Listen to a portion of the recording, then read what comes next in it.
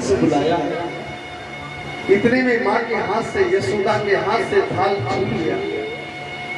अरे आपका नाम अक्रूर नहीं होना चाहिए था, आपका नाम निर्दयी होना चाहिए था, आपका नाम क्रूर होना चाहिए था।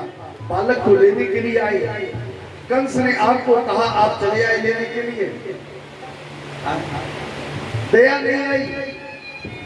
कंस निर्दयी है, बालक को मारने के लिए बुलाया है, आप लेने चाहिए। यशोदा के हाथ से थाल छूट गया। आचार्य कहते हैं राजा, यशोदा का नेत्र भर गया, सजल हो गया। जब नेत्र भर गया, उसी समय गैया के आंखों से आंसू आने लगा। मैं जिनको देखती हूँ, जिनको मैं निहारती हूँ, और मेरा चक्षु, मेरा नेत्र सजल हो जाता है। आज ये लेने के लिए आया, कल श्याम चला जाएगा मथुरा। मां रो रही थी। भगवान ने समझाया, भैया अरे इसमें क्या, आज जाऊंगा, कल मेला देखूंगा, परसों वापस हो जाऊंगा।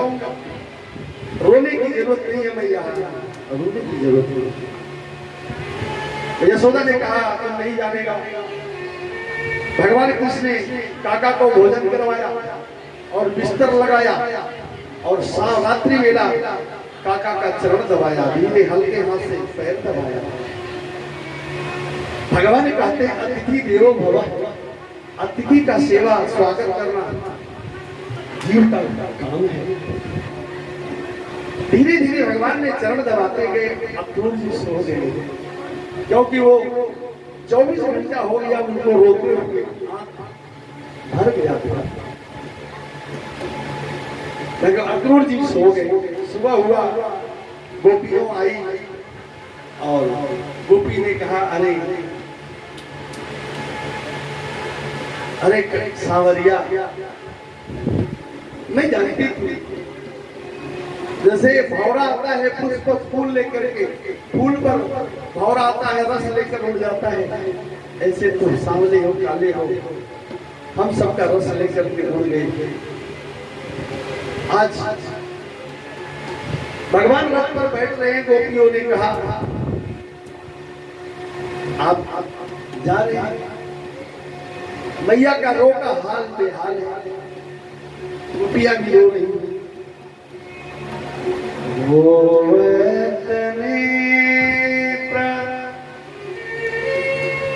सजल भयानी,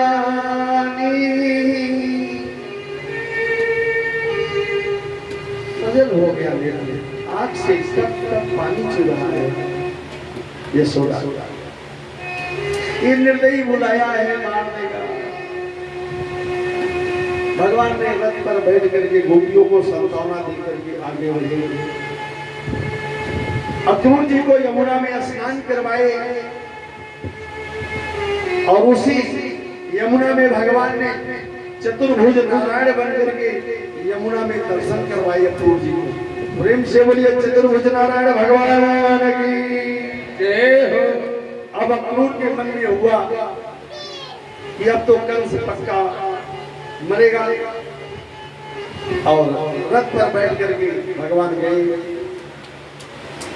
मथुरा में जाकर के काका से कहते हैं, काका अब हमें ननिहाल में छोड़ दीजिए, अब आप जाइए। भगवान ने सबसे पहले वैश्य के घर गए। किसके घर गए जरा बोलो? वैश्य मतलब बनिया। बनिया के घर मेरे भगवान गए, और जाकर के वहां की नारियां, स्त्रियां चढ़कर अंटे पे चढ़ करके भगवान का दर्शन कर रही है। कैसा लग रहा होगा? अगर तुम होते नली, अगर तुम होते नली तो कट जाते लाखों की गली। अगर आप स्त्री होते ना तो कितनों घायल हो जाते। अरे ये तो अच्छा हुआ भगवान ने तुझे पुरुष बना दिया, तब भी पूरे मनुष्य आपके ऊपर फिदा है। इसके ऊपर भगवान के ऊपर वैश्य के घर भगवान गए, और वहां की बनिया व्यापारी औरत खड़ी होकर भगवान को निहार रही थी और इस आशीर्वाद दिए भगवान ने। क्या कहा? कलयुग में वैसी पत्नियां धर्म की रक्षा करेंगी, दान यज्ञ वही करेंगी, बाकी और सबके बस की बात नहीं। आशीर्वाद दिए जाओ, कलयुग में खूब कमाना, खूब आगे बढ़ना। इसलिए देखो भाई, वैश्य के घर भगवान आशीर्वाद दिया। धर्म के कार्य में वैसे ही पत्नियां रहती, सौभाग्य के प्रति भगवान ने आशीर्वाद दिया। लेकिन कहते हैं अगर आपका मन धर्म में है, विचार धर्म में है, तो निश्चित तुम सौभाग्यवती और तुम्हारे घर का यश बढ़ेगा। लेकिन मन में कपट है तो फिर समझ लेना, बैक टू पवेलियन। हाँ, आगे बढ़ोगे फिर पीछे नीचे नीचे उतर आओगे। इसलिए भगवान ने आशीर्वाद दिया और वहां आशीर्वाद देकर के कहां पहुंचे? धोबी मामा के यहाँ। धोबी तुरंत को धोबी का बेटा। धोबी से भगवान ने कहा, मामा दे दो मुझे कपड़ा, हे धोबी मामा दे। महाराज धोबी मामा के पास भगवान गए, बोले मामा मुझे कपड़ा दे दो। लेकिन धोबी ने क्या कहा? अरे काला कलौटा, कौरैया मत खींचो, ये राजा का कपड़ा है, भिखारियों का नहीं। भगवान ने कहा, हे मामा, अरे मेरा तेरा कोई पुराना नाता है। हाँ? अरे जब मैं प्रभु राम के रूप में था, उस समय माता जानकी को तुम्ही ने दाना मारा था, उस समय मैं मर्यादा में था, कुछ नहीं कहा। लेकिन आज तो मैं तुझे जय श्री हरि कर दूंगा। हाथ धरे कपोल विराजे। जैसे भगवान ने कपोल पर धोबी को हाथ दिए, कपोल पर धोबी बन गया। भगवान कपड़ा बड़ा पहन करके देखो, अब बड़ा सा कपड़ा अब छोटो सो मेरो लाला मेरो को नहीं है, छोटो सो। अब महाराज रास्ता बटोर रहा है कपड़ा, सब बाल बाल भी गए। भगवान ने कहा, मैं कैसा लग रहा हूँ? बाल बाल लोग आप झाड़ू लगाने वाले की जरूरत नहीं है, मथुरा। बोले क्यों? बोले आपके कपड़ा से पूरा मथुरा पोछा जाएगा। अच्छा, तो क्या करना चाहिए? बोले चलिए दर्जी मामा के यहाँ। अब भगवान गए हैं दर्जी के यहाँ।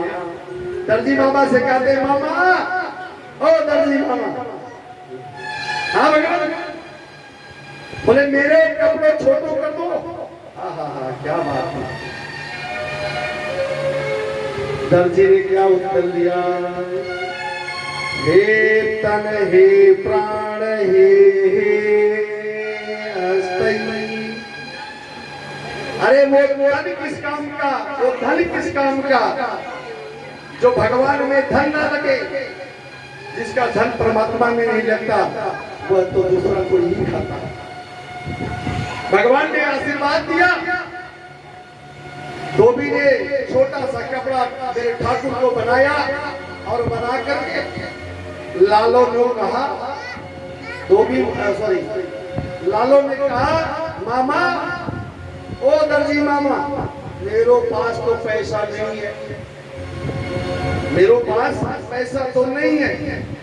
हाँ, मैं आशीर्वाद देता हूँ, कलयुग में इतना कमाएगा दर्जी कि कैंची कभी बंद नहीं होगा। 200 के कपड़ा और 400 रुपये सिलाई। हाँ या ना बोलो? 100 रुपए का कुर्ता 3, 4, 500, 450 रुपये कुर्ते की सिलाई। बताओ, तो दर्जी को आशीर्वाद दिए जाओ, आपका कैंची कभी बंद नहीं रहेगा। और ये भगवान के लिए तुम कपड़ा सिया है, इसलिए तुम्हारा वंश कभी खाने बाहर नहीं मरेगा। भगवान ने आशीर्वाद देकर आगे बढ़े। आगे बढ़े मेरे गोविंद। और जाकर कहां पहुंचे? कहते हैं महाराज, अब भगवान का कपड़ा वस्त्र बिल्कुल ठीक हो गया। अब पहुंच गए कहां?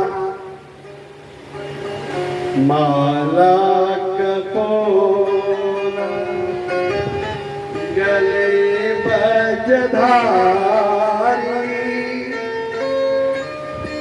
भगवान रूप